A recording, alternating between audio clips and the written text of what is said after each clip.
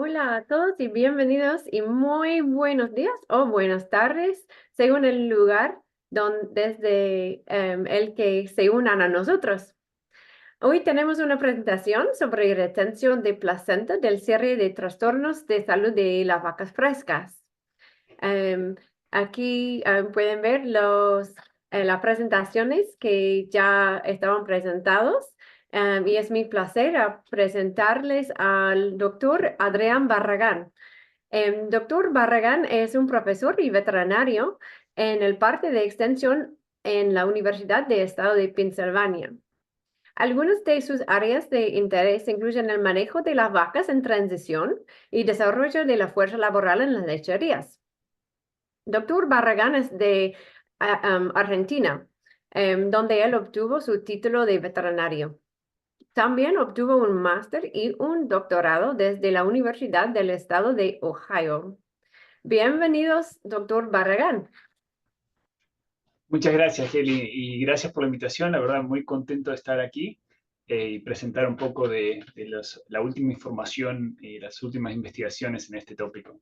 Voy a empezar por compartir mi pantalla. Sí, un segundito antes, olvidé Oh, una disculpe. cosita. Estoy intentando de mover mi pantalla para que todos nuestros participantes puedan saber que están disponibles todos las presentaciones están grabados y disponibles en nuestra página de YouTube del Pro Dairy. Ok, y ahora estamos listos. Bárbaro, perfecto. Gracias de nuevo, Kelly. A ti. Y vamos a empezar a compartir. ¿Pueden ver mi presentación? Perfecto. Bien, muchas gracias. Bueno, arranquemos. Bueno, bienvenidos a todo el mundo. Muchas gracias por estar en el webinario. El tema que voy a hablar hoy es la retención de placenta. El título que le puse es un título de un artículo que publiqué hace un par de meses en una revista, en un diario local de acá de Pensilvania, que bueno, que básicamente es referido a que en vez de desperdiciar plata en esta enfermedad, que es muy costosa, como les voy a decir en un momento, que esa plata la ganemos, ¿no? Que se invierta y se gane.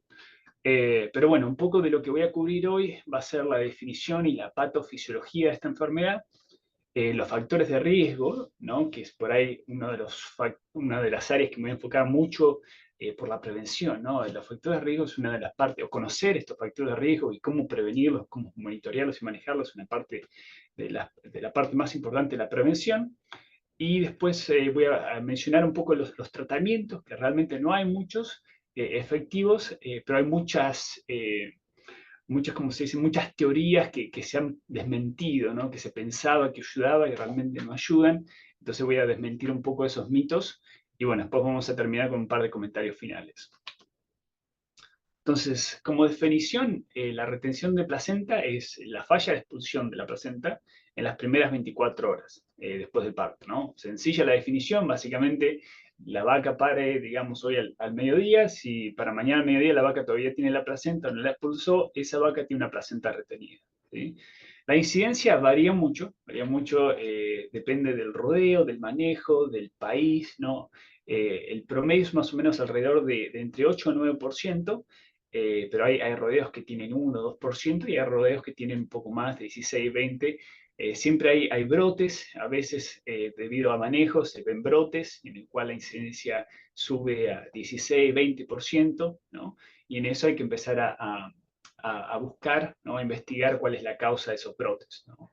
Pero generalmente un benchmark para esta enfermedad es tenerla debajo del 5%.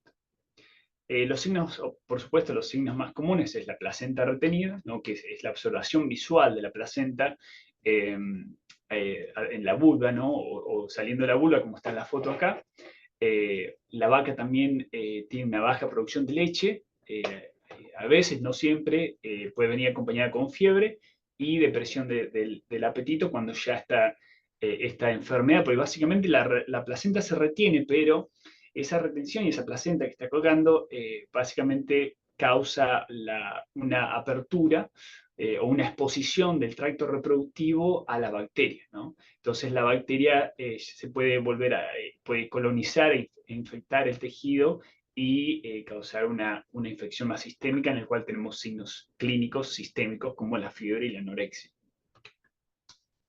Ahora, la patofisiología es interesante y como la voy a explicar la fisiología básicamente y después cualquier mecanismo que afecte estos procesos es parte de la patofisiología. Porque todavía lo interesante de esta enfermedad es que todavía no se entiende bien la causa específica, hay varias, pero básicamente las teorías es que afecta alguno de los mecanismos normales que causan la expulsión de la placenta, ¿no? Entonces, ¿cómo es el proceso? Tenemos un aumento de cortisol fetal, que es cuando se desencadena el parto. Ese aumento de cortisol fecal produce un cambio de producción. En vez de producirse progesterona, se empieza a producir estradiol, ¿no? Ese aumento de estradiol va a aumentar o estimular la producción de prostaglandina F2 alfa. Esa prostaglandina F2 alfa, ¿qué es lo que hace? Va al cuerpo lúteo y destruye o degrada o lisa el cuerpo lúteo. Y esa destrucción del cuerpo lúteo va a estimular la secreción de relaxina, ¿no? Ahora, este estradiol también lo que hace a nivel de la célula muscular del útero, ¿no? La célula miometrial, aumenta la expresión de receptores a oxitocina, lo que va a hacer que esas células sean receptivas y se estimulen a través de la oxitocina que causa la contracción miometrial, ¿no? Del músculo, de la capa muscular del útero. La prostaglandina F2 alfa también aumenta esa estimulación y el cambio de producción del estradiol o de la progesterona a estradiol y también la destrucción del cuerpo lúteo van a hacer que la concentración de progesterona a nivel sistémico disminuya y eso tiene un efecto en la actividad de colagenasas. Y a su vez la relaxina también va a aumentar la actividad de los colagenasas. Esas colagenasas, ese último paso que están viendo ahí, son las que las encargadas de destruir la unión del cotiledón carúncula, ¿no? El cotiledón fetal y la carúncula maternal, y son las que encargadas de destruir esas uniones entre la unión fetal y maternal de la placenta, ¿no? A su vez, también en el último tercio de la gestación, ya hacia el momento del parto, como saben, la inmunidad maternal se deprime, ¿no? Se cambia el tipo de inmunidad para que no ataque al feto, ¿no? Pero ya al final de la gestación, esa se switch de nuevo, se cambia de nuevo, y hay un incremento de la respuesta inmune maternal hacia tejidos del feto, lo cual aumenta o estimula leucocitos y producción de citoquinas que van a estimular el aumento de la actividad de de estas colagenasas que degradan estas uniones, ¿no? Y la última, por ahí, proceso que está es la maduración de un sistema enzimático del feto, ¿no? Que se llama el monoamino oxidasa, y que básicamente estas enzimas degradan la serotonina, ¿sí? La serotonina durante la gestación está aumentada y estimula el crecimiento de células placentarias, ¿no? Básicamente ayuda a que fomenta la renovación o el crecimiento de esa placenta, y cuando la serotonina disminuye, esa baja concentración de serotonina produce una estimulación en la actividad de estas colagenasas y por entonces la destrucción de la unión cotilón-carúncula, ¿no?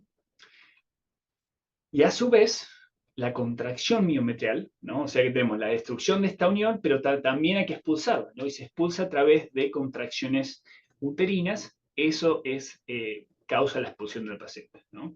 Entonces, esto es todo el proceso fisiológico de la expulsión de la placenta. Entonces, cualquier factor que afecte cualquiera de estos procesos puede causar que la placenta se retenga, ¿no? Entonces, ahora vamos a hablar a través de diferentes factores de riesgo y en dónde afecta a cada uno, o en dónde se piensa que podría afectar cada uno, pero con esta, yo siempre hago la citación de un profesor que tuve en el colegio veterinario, que cuando estaba enseñando, era un profesor de patología, él nos decía que antes de entender qué es lo anormal, tenemos que entender qué es lo normal. Porque si no sabemos qué es lo normal, nunca vamos a saber qué es anormal. Y mucha razón tenía el profesor, ¿no? Pero bueno, con eso en mente es por ahí entender un poco la fisiología de cómo se expulsa la placenta, ¿no? Ahora, factores de riesgo, muchos de ustedes los deben conocer, ¿no? Las vacas que abortan, las vacas que inducimos el parto, las vacas que tienen distosia, las vacas con cesárea, de gestación corta, enfermedades infecciosas como la diarrea viral bovina, la brucelosis, campilobacteriosis, todos esos factores son factores de riesgo para retención de placenta. Deficiencias nutricionales como la deficiencia de vitamina E y selenio, las vacas que tienen gestaciones gemelares, vacas, la hipocalcemia, la cetosis. ¿Sí? El gráfico que tienen a la derecha, que puse ahí, es un gráfico de un artículo que se publicó el año pasado, el que tiene ahí el Ramusen, es un artículo muy lindo porque mira las asociaciones entre las diferentes enfermedades. Y lo que pueden ver acá con la RP es la retención de placenta y cada unión que tiene con las diferentes enfermedades son las asociaciones, y mientras más gruesa sea esa banda que une una enfermedad con la otra, mayor es la asociación. ¿Sí? O sea, como pueden ver, la retención de placenta está asociada con metritis, está asociada con distosia, ¿no? Y con muchos, quistes ovarios y otras enfermedades, pero no es una asociación súper grande, ¿no? Por ejemplo, si yo veo fiebre de leche y distosia, miren la banda gigante que hay acá, ¿no? Entonces, hay asociaciones, pero no son tan fuertes como las de otras enfermedades. Pero bueno, es un gráfico muy lindo para ponerlo en perspectiva, cómo todas estas enfermedades, alrededor del parto, ¿no? En esta serie se ha hablado de mastitis, se ha hablado de cetosis, se ha hablado de desplazamiento abomaso, ¿no? Todas estas enfermedades están correlacionadas y están causadas por muchísimos factores, ¿no? Por eso se llaman multifactoriales, ¿no? Y bueno, y cuando pensamos en estas, es muy importante identificar los factores de riesgos, monitorearlos y prevenirlas. Y eso es lo que me voy a enfocar el resto de la presentación. Un estudio lindo que se publicó hace bastante, ya hace 10 años, pero que es relevante, eh, es el que estoy mostrando data en esta diapositiva de eh, las asociaciones de las concentraciones de ciertos metabolitos con la ocurrencia de retención de placenta. Lo que tienen en el gráfico de la izquierda, en la esquina arriba, es ácidos grasos no esterificados, ¿no? Y tienen la concentración, ¿no? Y después tienen los días relacionados al parto, ¿no? Menos 28 a 56 días al parto. Y lo mismo después tiene el beta-hidroxibutirato, un cuerpo cetónico, y condición corporal, y el tocoferol es la vitamina E, ¿no? Entonces, lo que le estoy mostrando acá básicamente es que con los ácidos grasos no esterificados y los cuerpos cetónicos, las vacas que tuvieron retención de placenta, que son las representadas con el cuadrado negro, ¿sí? Esas vacas tuvieron una mayor concentración de estos metabolitos de estrés metabólico, ¿no? Que es la movilización de reservas grasas, ¿no? Tuvieron una mayor concentración antes de que ocurra esta enfermedad. ¿Sí? O sea que es un factor, o se podría considerar como un factor predisponente, ¿no? Que está predisponiendo a ese animal a retener la placenta. ¿Sí? Lo otro interesante es que la condición corporal de los animales que desarrollaron la retención de placenta fue más baja. ¿Sí? Y acá capaz que hay uno, como que están overlapping, como que están cruzando, ¿no? Porque posiblemente las vacas estas que están con baja condición es porque perdieron, movilizaron mucha condición corporal y por eso los ácidos grasos no esterificados y los cuerpos cetónicos están elevados, ¿no? Pero tiene sentido, ¿no? Que si están los cuerpos cetónicos y los ácidos grasos no esterificados elevados, que la vaca pierda más condición corporal, ¿no? Y lo otro interesante es que cuando hablamos de la vitamina E, la concentración de esta vitamina en el suero, en las vacas que desarrollaron la retención de placenta estuvo más baja. ¿Sí? Que básicamente las vacas que tuvieron retención de placenta tuvieron una concentración más baja en el preparto comparado con las vacas que estuvieron sanas, ¿sí? Por ahí, por la referencia, les quiero mencionar que en estos gráficos hay un tercer grupo, ¿no? Les dije que el cuadrado negro son las vacas con retención de placenta, el diamante negro son las vacas sanas, y el triángulo negro son vacas con otras enfermedades, ¿sí? Que las estoy obviando porque no es el propósito de esta charla, ¿no? Entonces, como resumen de este estudio, vacas que desarrollaron retención de placenta tuvieron elevadas concentraciones de ácidos grasos no esterificados y beta-hidroxibutrato, bajas concentraciones de vitamina E y baja condición corporal en el preparto, ¿no? Ahora, lo interesante, para los que conocen un poco mi investigación y el área que me enfoco, yo trabajo mucho con la inflamación sistémica, inflamación en general en el periodo de transición, entonces estaba muy interesada en esta parte. Lo interesante es que cuando miraron a la inflamación representada por el biomarcador estándar para inflamación en ganado bovino, que es la aptologina, lo que pueden ver acá que en el preparto, ¿no? Tienen -21, -14, -7 y al momento del parto no hubo diferencia entre los animales que tuvieron retención de placenta o que estuvieron sanos o que tuvieron otra enfermedad, ¿sí? Recién la diferencia se vio después de la primera o en la primera semana después del parto, ¿sí? Que muy posible esta inflamación está relacionada al evento en sí de tener la retención de placenta o de las otras enfermedades, ¿no? Porque ahí pueden ver que los dos grupos, la retención de placenta y los animales que tuvieron otras enfermedades, tuvieron una mayor inflamación, ¿sí? Ahora, les voy a dar un poco más de background con la investigación que hemos hecho nosotros y en un estudio en el cual evaluamos la concentración de aptoglobina a los 27 días antes del parto, ¿sí? 27 días antes del parto, o sea, el periodo de preparto, y básicamente fue un snapshot, ¿no? Fue una foto. Tomamos una muestra de sangre, ¿no? Evaluamos la concentración de, eh, de aptoglobina y después vimos al parto qué pasó con esos animales, ¿sí? Y vimos, los animales, teníamos animales que eran nulíparos y después se volvieron primera lactación, vacas multíparos o paras, ¿no? Que ya tuvieron al menos una aparición. Vimos el sexo del becerro, si tuviera un becerro vivo, un becerro natimorto, y si tuvieran distosia. Y lo interesante que vimos es que las novillas tuvieron una menor inflamación en el preparto comparado con la vaca. Las vacas que tuvieron un becerro de sexo femenino, ¿sí? Tuvieron una mayor inflamación comparada con las vacas que tuvieron un becerro de sexo masculino. Y las vacas que estaban cargando o que tenían o que después tuvieron, porque no se sabe cuándo murió este becerro, un becerro natimorto, tuvieron una mayor inflamación a los 27 días antes del parto, comparadas con las vacas que tuvieron un becerro vivo, ¿sí? O sea que hay factores, ¿sí? ¿Y por qué les muestro esto? ¿No? Porque si uno dice, bueno, pero estamos hablando de retención de placenta, pero el natimorto es un factor de riesgo de placenta, ¿sí? Eh, la distosia es un factor de riesgo de placenta y sabemos que la paridad está asociada a la distosia, ¿sí? Entonces estos son factores de riesgo de los factores de riesgo, ¿no? Que es lo que por ahí pone un poco, hace más compleja la situación. Pero es interesante ver estos patrones inflamatorios en las diferentes categorías de animales, los diferentes grupos con diferentes características, ¿sí?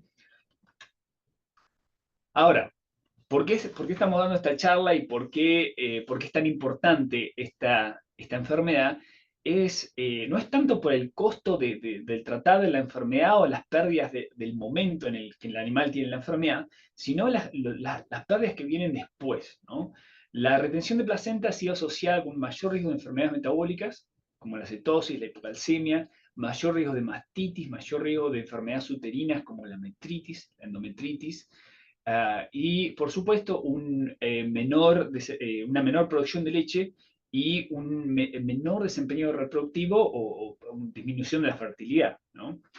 Y ahora les estoy mostrando, el gráfico que tiene abajo es del estudio que les mostré un par de slides anteriores, que es el de Rasmussen, en el cual también evaluaron los costos a nivel mundial. Esto es a nivel mundial de la retención de placenta y cuando miraron la retención de placenta y la ajustaron, estimaron más o menos unas 3 billones anuales de pérdidas a nivel mundial debido a esta enfermedad. ¿Sí?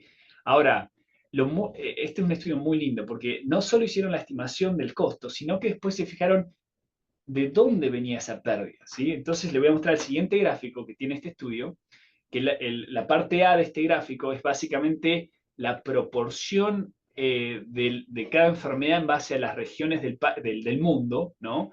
Y lo que pueden ver, la retención de placenta es esta rayita de marrón clarito, ¿sí? Y la pueden ver en África, en Asia, en Europa, en Latinoamérica y otros países, otras regiones, ¿sí? Pero lo que quiero por ahí comentar esto es que es muy similar, no importa en qué región del mundo es, la pérdida económica es muy similar por esta enfermedad. Ahora, ¿de dónde viene esta pérdida económica? El gráfico de abajo está demostrando de la pérdida económica que produce la enfermedad, qué proporción viene de la producción de leche, qué proporción viene de la fertilidad y qué proporción está causada porque el animal se rechaza o se vende, ¿no? Y como pueden ver, en base está codificado por color, ¿sí? El celeste es fertilidad, el azul es producción de leche y el celeste más clarito es rechazo. Y lo que pueden ver ahí es que la mayoría en esta enfermedad es debido a la pérdida de fertilidad. ¿Sí? Es debido a al bajo desempeño reproductivo que está asociado con esta enfermedad. ¿Sí?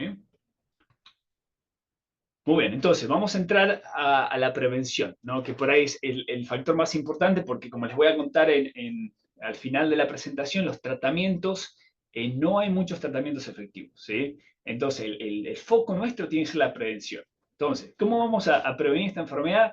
Como hacemos con todas las enfermedades de la vaca fresca.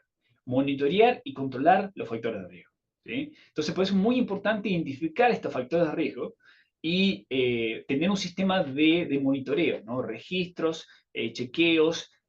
¿No? Ahora tenemos una tecnología que se está aplicando mucho, que son los collares, no los collares, sino los dispositivos que miden la actividad y la rumiación, ¿no? Entonces hay diferentes maneras en las cuales podemos monitorear estos animales y monitorear estos factores de riesgo, ¿sí?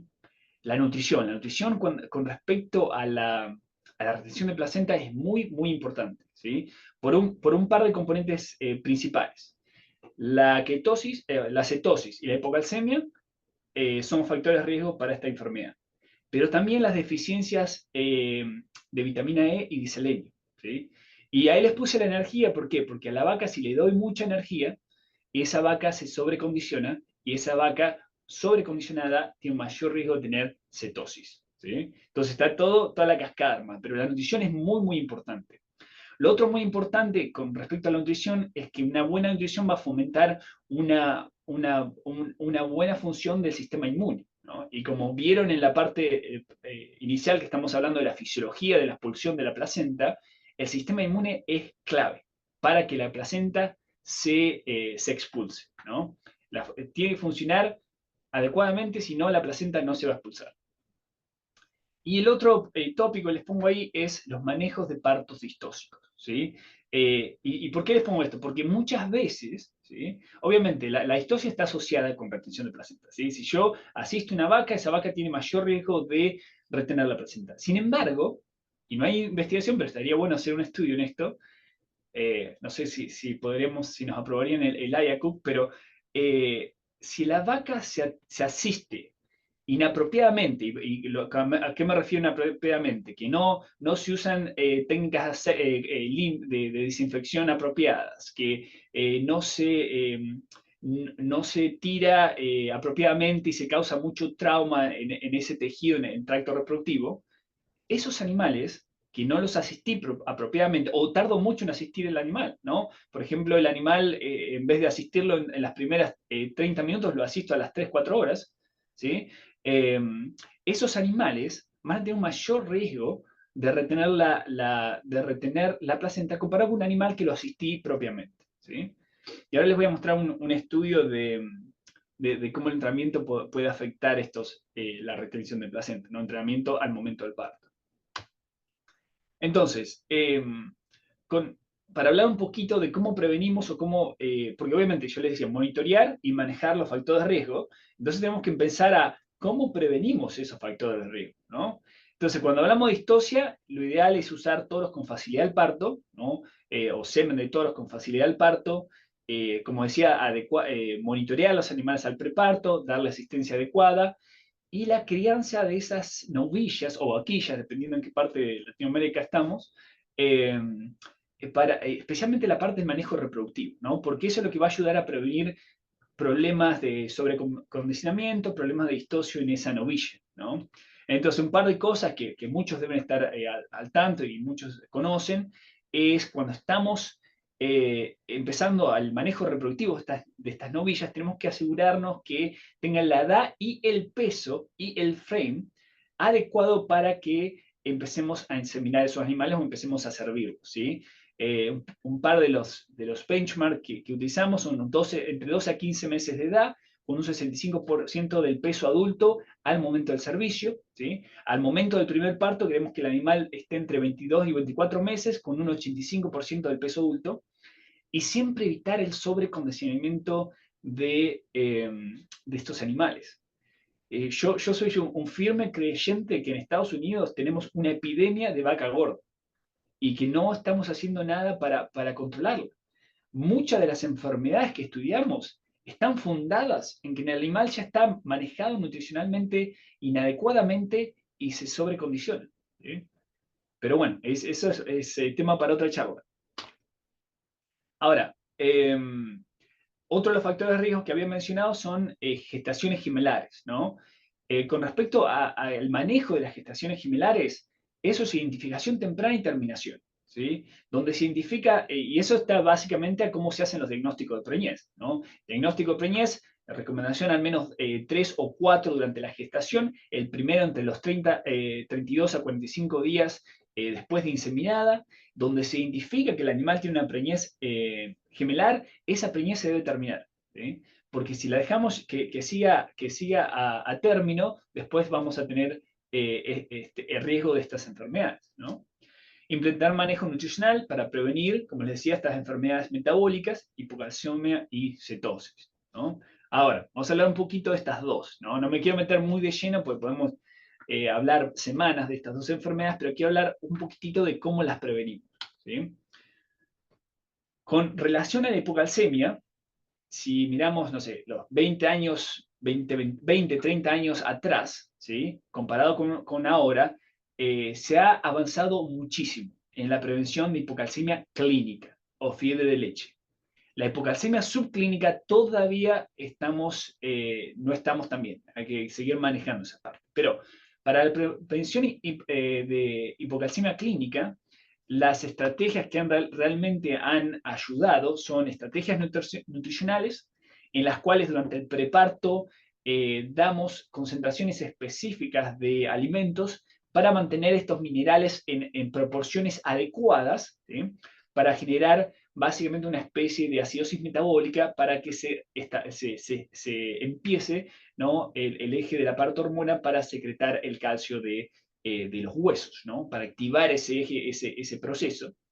Eh, pero también se puede utilizar aditivos en el alimento, comúnmente conocidos como las sales einónicas, para causar lo mismo, ¿sí? Pues el desafío más grande que tenemos con la primera estrategia es que la mayoría de los alimentos que utilizamos para la mezcla del Total Mixed Ration o la ración mezclada de las vacas, tienen mucha concentración en potasio y fósforo. Entonces es muy difícil tenerlas en bajos y es un poquito desafiante por eso mismo, ¿no? Una estrategia más sencilla, sencilla entre comillas, ¿no? Te quiero aclarar eso, sencilla entre comillas. Son las sales aniónicas, ¿no? Porque uno las agrega y causan esta acidosis metabólica, pero el problema que tenemos con las sales aniónicas es que no son palatables, son amargas, los animales no les gusta comerlas, por lo tanto tienen que estar bien mezcladas, ¿sí? Tienen que estar bien racionadas, ¿sí? Y bueno, y si no lo están, nos pueden causar problemas otros problemas diferentes. No solo que no solo que no va a prevenir la hipocalcemia, sino que también nos puede causar cetosis, porque el animal, si la dieta no es palatable, el animal no la come o come menos, y entonces el animal no ingiere la cantidad necesaria de energía y por lo tanto va a empezar a movilizar más las reservas energéticas y, bueno, obviamente desarrollar cetosis, ¿no? Y bueno, y lo otro con esta estrategia es que tenemos que monitorear el pH urinario, ¿no? Para ver si está funcionando. Otra estrategia común es la administración de calcio, ¿sí? Bolos, es algo que digamos que fue antes del 2017, fue cuando la doctora McCarr sacó el estudio de los diferentes tipos de hipocalcemia. O sea, que diríamos unos 10 años atrás era muy común, tratar a toda la vaca multípara con bolos de calcio al parto, ¿sí? Ahora ya sabemos que no es tanto el tema así, ¿no? Que hay animales que necesitan y otros animales que no. Pero se ha probado que la administración, independientemente de cómo está evolucionando el manejo, ¿no? Porque el manejo constantemente está evolucionando para mejor, ¿no? Siempre para mejor.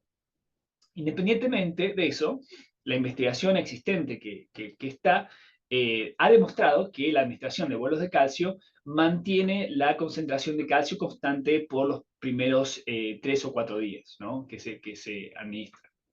Entonces, definitivamente es útil para prevenir la hipocalcemia.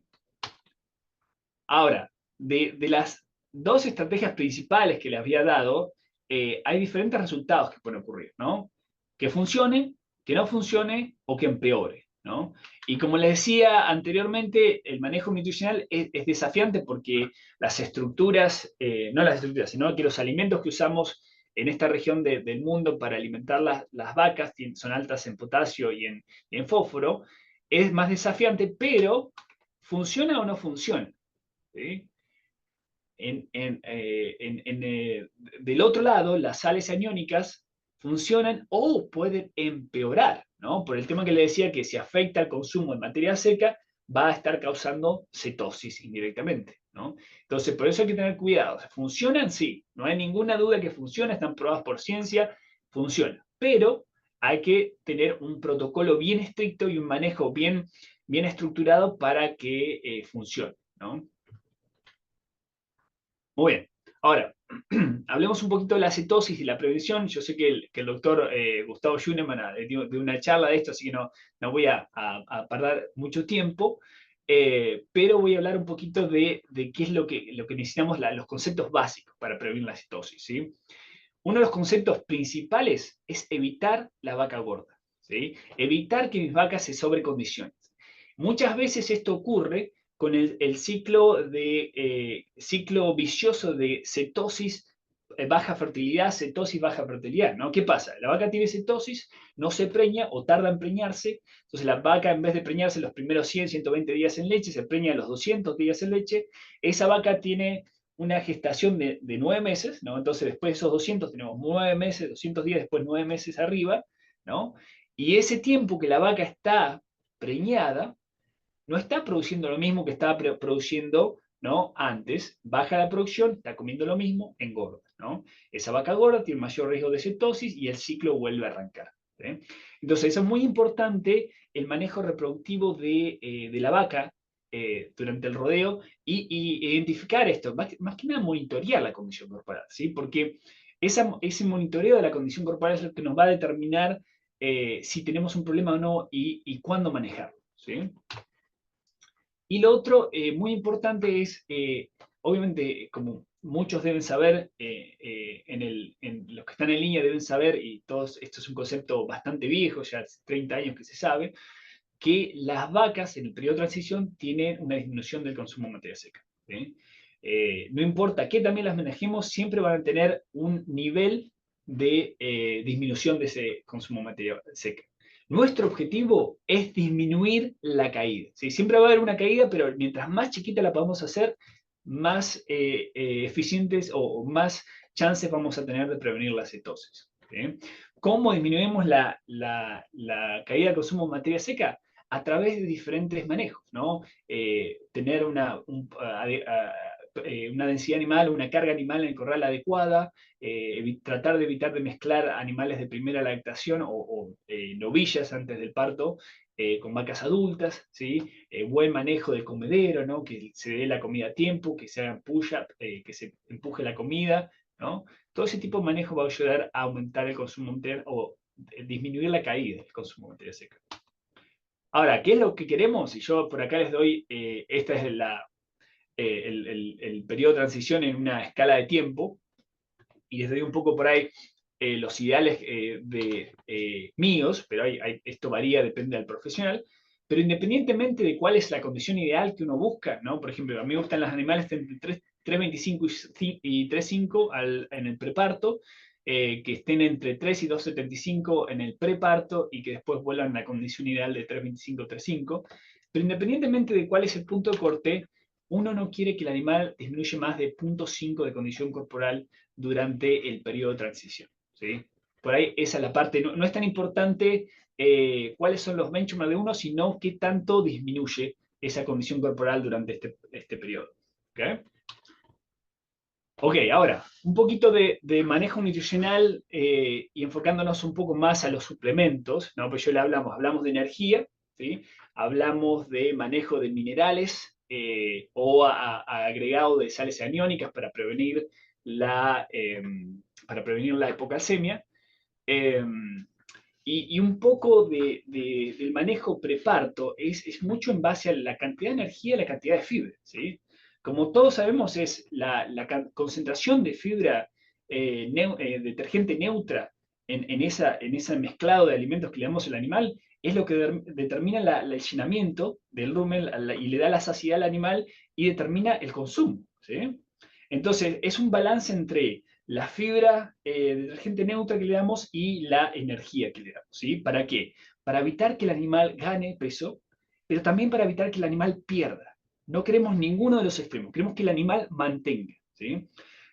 Algo importante también es que si el animal está gordo en el secado, que siga gordo, que no baje de peso. Es el peor momento que uno puede elegir para manejar al animal para bajar de peso, ¿sí?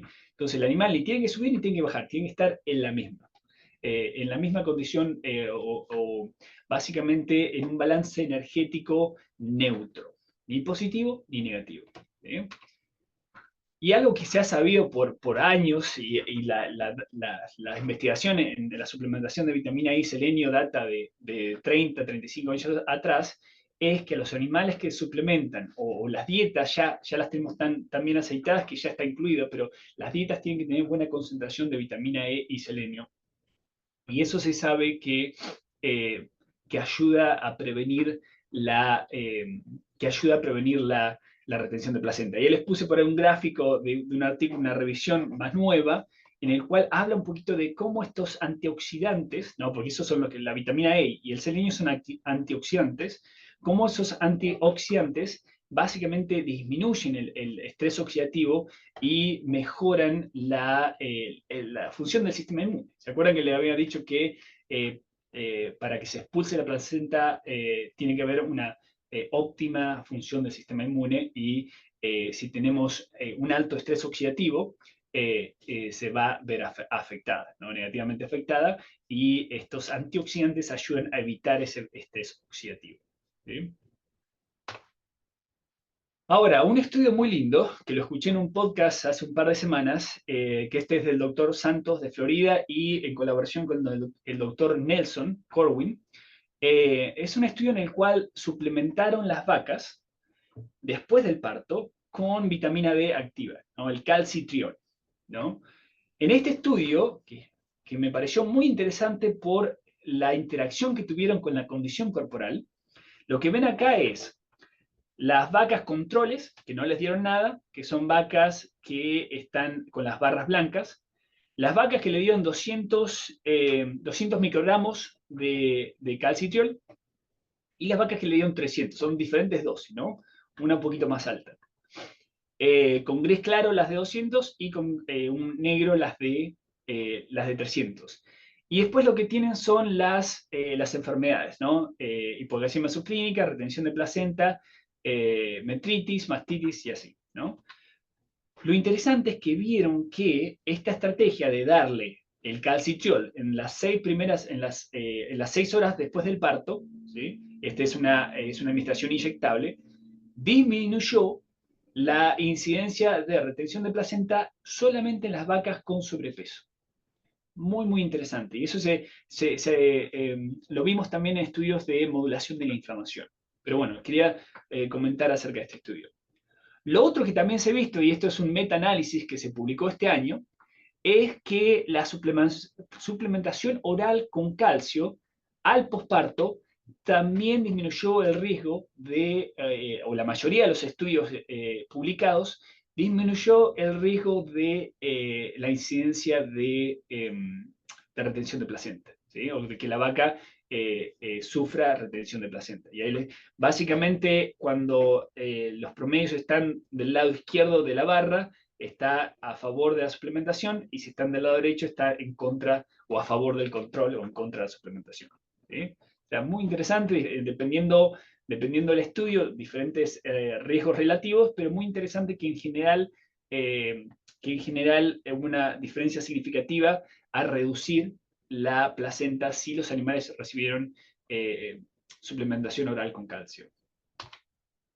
Ahora les quiero hablar un poquitito de la modulación de la inflamación y estudios que hemos hecho en esta área, que ya son bastantes. Eh, y los estudios pospartos de tratamiento, y esto es, por ejemplo, uno de los estudios que publicamos en el 2021, con relación a la retención de placenta, lo que ven acá es, en azul, son las vacas que tratamos con aspirina oral, y en rojo son las vacas que dejamos sin tratar, ¿sí? Y después medimos las enfermedades uterinas, y vimos una disminución en las enfermedades uterinas, en la incidencia de metritis clínica y endometritis, pero no en retención de placenta, ¿sí? Después hay otro estudio que hicimos, en el cual hicimos preparto, vimos meloxicam, ¿sí? O aspirina, dos antiinflamatorios no esteroides, las dimos 14 días antes del parto, y encontramos que solamente la vaca primípara, ¿sí? Disminuyó la incidencia de natimortos. ¿Sí? ¿Por qué les digo natimorto? Porque acuérdense, el natimorto es un factor de riesgo para placenta, retención de placenta, ¿sí? Así que vemos una disminución en la incidencia de natimortos comparadas con las vacas placebo. Otro componente importante, ¿no?, del manejo es la gente, ¿no? Y por ahí, para comentar en esto, no tenemos ningún estudio publicado, pero es data de todos casos de campo que hemos hecho a través de los años. Y en este estudio tenemos unos 20 entrenamientos en aproximadamente unas 10 fincas, ¿no?, en los cuales monitoreamos la incidencia de estas enfermedades antes del entrenamiento y después del entrenamiento, y las ajustamos por la estación del año, ¿sí? Y lo que vimos es que hubo un 30% de disminución de natimortos comparado antes y después del entrenamiento de los empleados. Hicimos un entrenamiento de manejo de parto, un 100% de reducción de placenta, y eso básicamente es reducción relativa, ¿sí? O sea, por ejemplo, si hubo un 5%, ahora tenemos 0, ¿sí? Es una reducción relativa.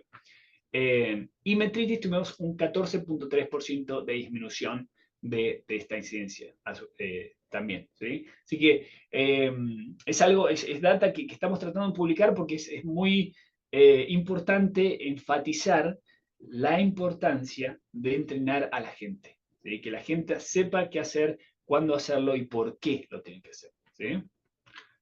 Muy bien, tratamientos. Para terminar, me quedan unos 5 minutitos. Voy a hablar de los tratamientos, que no hay muchos, como decías, son muy limitados.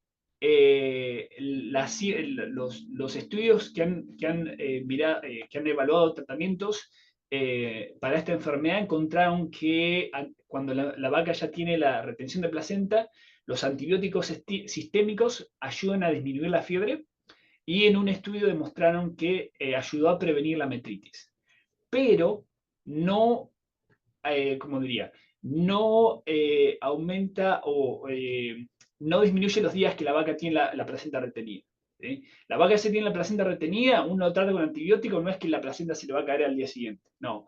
La placenta va a seguir, la enfermedad va a seguir su curso, estos uniones se van a seguir degradando, putrefactando, y se va a caer. O sea que eso no va a cambiar, pero va a ayudar a tratar la fiebre, ¿no? O a disminuir que el animal sufra la fiebre y prevenir la metritis. Ahora, hay un estudio que demostró que si le damos una inyección de colagenasa bacteriana, 200.000 unidades internacionales, en las arterias umbilicales, eso aumenta o causa o ayuda a que se degraden las uniones cotilodón fetal, carúncula maternal y que la placenta se expulse. ¿Sí? Esta estrategia está probada que ayuda a la expulsión de la placenta. Ahora, ¿cuál es el problema de esta estrategia? Es que es muy cara, ¿sí? Y también que, fíjense en la manera de administración, esto va en las arterias umbilicales, ¿sí? Entonces, primero que las arterias umbilicales tienen que estar en suficientemente intactas para que uno le pueda administrar esa solución, y a su vez también tienen que estar visibles, ¿no? Muchas veces nos queda nada más un pedazo de la placenta, no están visibles o no están accesibles, ¿sí? Entonces hay bastantes desafíos. Si me preguntan a mí, realmente esta estrategia no es aplicable, pero funciona, ¿sí? Ahora, hay un estudio que salió hace poco, hace unos 3 años, se publicó, en el cual encontraron que si a la vaca que tuvo un parto dificultoso le daban oxitocina, ¿sí? Esa vaca tuvo una menor incidencia de retención de placenta. Básicamente oxitocina de manera preventiva, ¿sí? Eh, que fue bastante interesante. No lo vieron en vacas que tuvieron parto normal, pero en vacas con partos distóxicos vieron que básicamente lo que tiene acá es la incidencia de retención de placenta, un 20% contra un 50%, ¿sí? Ahora, algo que quiero mencionar acá es que este estudio tiene un bajo número de animales, ¿sí? Como pueden ver, hay 10 animales que le dieron oxitocina y 22 animales que las tuvieron de control, de partos distóxicos, y hay una tendencia, o sea que es muy moderada, muy leve esta asociación, ¿sí? Por eso creo que se necesita más investigación como para decir firmemente que este estudio o que esta estrategia ayudaría a prevenir la retención de placenta en vacas con partos distóxicos. Lo otro que vieron es, en vacas con partos distóxicos, vieron que mejoró el desempeño reproductivo, ¿sí? Vieron que tuvieron una mayor tasa de concepción al primer servicio, ¿sí? 67 contra 24. Vieron que necesitaron menos servicios, 1.2 contra 3.1, y otros parámetros, ¿no? Reproductivos beneficiosos. Pero bueno, sostengo lo que decía al principio de que es un estudio bastante débil, ¿sí? Interesante, pero débil, y se tendría que rehacer con una mayor cantidad de animales. Ahora, ¿qué tratamientos no son recomendados? Administración intrauterina de lo que sea. No le pongan nada en el útero. Ni antibióticos, ni dextrosa, ni yodo, no le pongan nada en el útero. Se ha probado que no solamente no ayuda, sino que causa más mal que beneficio, ¿sí? Que puede perjudicar más la situación. La administración hormonal, en un principio se evaluaron tratamientos con prostaglandina F2-alfa, con oxitocina, ¿no? Con prostaglandina F2-alfa no hay ningún estudio que haya mostrado efectos positivos. Con oxitocina solamente que les mostré en la diapositiva anterior, que es muy débil la asociación, así que todavía yo no lo recomendaría. Después, remoción manual no ayuda, cortar la placenta no ayuda, y agregarle peso, que es una práctica muy vieja que se hacía anteriormente, se le ponía algo de peso para ayudar, tampoco ayuda, ¿sí? O sea, estos tratamientos no están recomendados. Por favor, no los utilicen. Muy bien, con el minuto que me queda de sobra, voy a hacer un par de comentarios finales, ¿sí? Creo que hay evidencia suficiente para decir que la retención de placenta causa pérdidas significantes a la industria a nivel mundial, ¿no? Hablamos de esos 3 billones anuales.